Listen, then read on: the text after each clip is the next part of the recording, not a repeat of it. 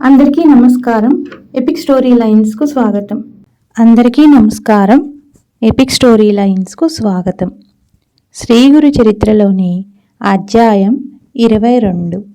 శ్రీ గణేశాయ నమః, శ్రీ సరస్వత్యై నమః, శ్రీ గురుభ్యోం నమః. ప్రస్తావన: 22, 23, 24 అధ్యాయాలు మనకు ఈ విషయాలను విశదపరుస్తాయి. త్రిమూర్త్యాముకుడైన సద్గురువు సర్వసమర్థుడు. ఆయన వాక్కు పరమేశ్వర శాసనమే. శ్రీ అక్కల్కోట స్వామిలాగా శ్రీగురుడు కూడా మాట మాత్రం చేత ఒక గొడ్డు బర్రెను పాడిగేదిగా మార్చాడు. ఇష్టదేవతోపాసన సద్గురువును ఆశ్రయించడంతో గాని సఫలం కాదని, సద్గురువు సకల దేవ స్వరూపమని, విశ్వరూపుడని శ్రీ సాయిబాబా జీవిత చరిత్రలాగా ఈ చరిత్రలోని త్రివిక్రముని అనుభవం తెలుపుతుంది. అంతేకాక ఈ విషయాలు కూడా గమనించదగినవి. 1.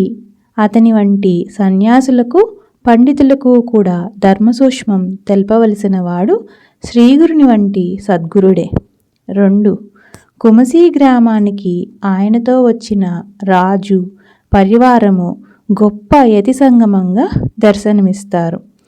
సద్గురు భక్తులైన సంసారులు కూడా అంతరంగంలో నిష్కాములైన సన్యాసులే.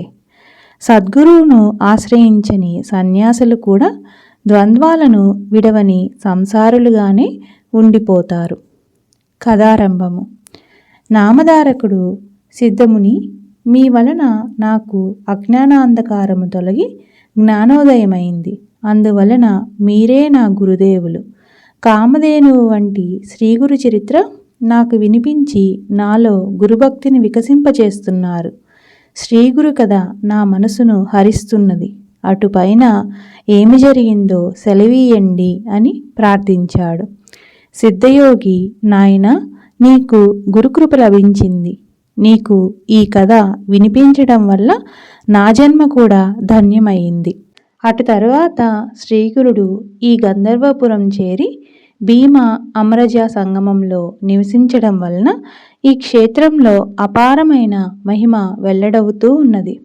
ఇక్కడ ఈ 2 నదులు కలిసి ఉత్తర దిక్కుగా ప్రవహిస్తాయి కనుక ఇది చాలా గొప్ప క్షేత్రం. ఇక్కడ ఎంతో మహిమ గల 8 తీర్థాలున్నాయి. ఇక్కడ కూడా శ్రీగురుడు అదృశ్య రూపంలో నిత్య నివాసం చేస్తున్నారు. ఆయన దివ్యపాదాలలోనే సమస్త తీర్థాలు ఉన్నప్పటికీ మరుగున పడిన ఈ క్షేత్ర మహత్యం లోకానికి తెలపడానికి ఆయన ఇక్కడ విజయం చేస్తున్నారు. ఆయన మొదట ఇక్కడ కూడా తన మహిమను ప్రకటన చేయక గుప్తంగా సాధు జీవితం గడిపేవారు. ఆయన సంగమం వద్ద అడవిలో సంచరిస్తూ దగ్గరలోనున్న గంధర్వపురానికి భిక్షకు వెళ్ళేవారు. ఆ గ్రామంలో సుమారు 100 మంది బ్రాహ్మణ కుటుంబాలు ఉండేవి. వారంతా వేద విధులు. ఆ గ్రామంలో గుణవంతుడైన ఒక పేద బ్రాహ్మణుడు కూడా ఉండేవాడు. అతని భార్య మహాపతివ్రత. వారికి ఒక ముసలి గొడ్డు బర్రె ఉండేది. గ్రామంలో రైతులు దానిని మట్టి, ఇసుక మొదలైనవి మోయించుకోవడానికై అద్దెకి తీసుకువెళ్తూ ఉండేవారు. అతడు యాయవారం అంటే భిక్షాటనతోనూ, గేదెపై వచ్చే బాడుగులతోనూ జీవనం సాగిస్తూ ఉండేవాడు. శ్రీ నరసింహ సరస్వతి స్వామి తరచూ వీరింటికి భిక్షకు వెళ్ళేవారు.